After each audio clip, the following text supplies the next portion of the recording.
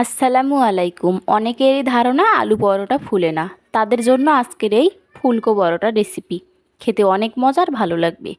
প্রথমে একটি বাটিতে 2 কাপ ময়দা নিয়ে নিয়েছি, 1 টেবিল চামচ লবণ, রেগুলার রান্নার তেল দিয়ে হাত দিয়ে ভালো করে ম্যাশ করে নিতে হবে।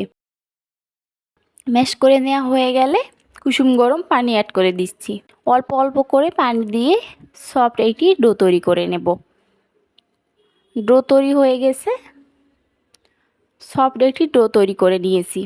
এরপর যে কয়টা পরোটা তৈরি করব সে কয়টা ভাগ করে নিয়েছি। অনেক সফট, অনেক নরম হয়েছে, দেখতেই পাচ্ছেন। এবার সিদ্ধ আলু নিয়ে নিয়েছি 2টি। সিদ্ধ আলুগুলো পরিষ্কার করে নিয়েছি। 1 টেবিল চামচ লবণ দিয়ে দিচ্ছি সিদ্ধ আলুতে। এবার হাত দিয়ে ম্যাশ করে নেব।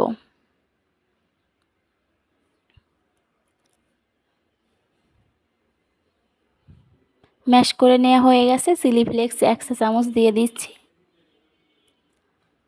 ধনিয়া পাতা কুচি 1 টেবিল চামচ দিয়ে মিশিয়ে নেব হাত দিয়ে। মেশানো হয়ে গেছে, ভাগ করে নিয়েছি। এরপর পিড়ায় লেচিগুলো নিয়ে বেলে নিচ্ছি। বেলে নেওয়া হয়ে গেলে আলুর পুরটা মাঝখানে দিয়ে দিচ্ছি। দেখতেই পাচ্ছেন আমি কেমন করে রেসিপিটি বানাচ্ছি।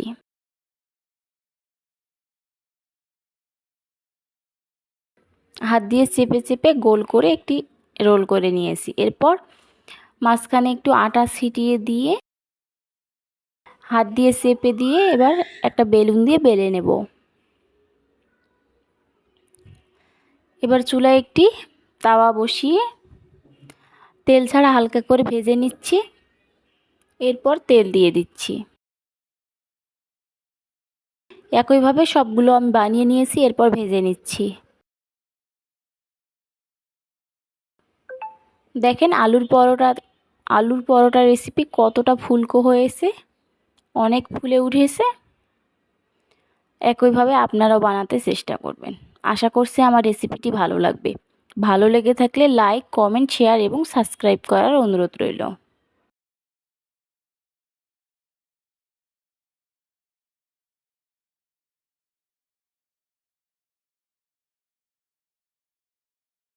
হয়ে গেছে আমার এই নাস্তার রেসিপি।